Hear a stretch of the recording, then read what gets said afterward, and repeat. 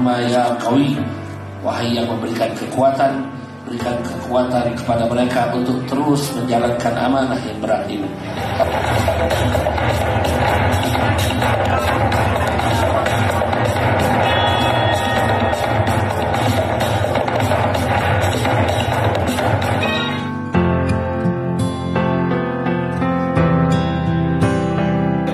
Kapolda yang paling berhasil adalah beliau, Pak, melepas saya dalam waktu 2 bulan.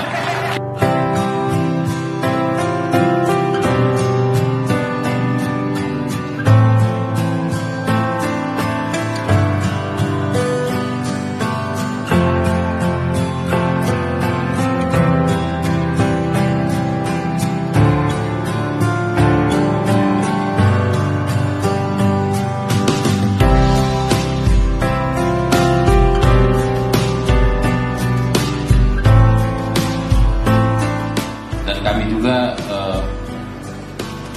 merasa di Palembang ini sudah sangat betah, jadi kami memang berkeinginan kembali ke sini.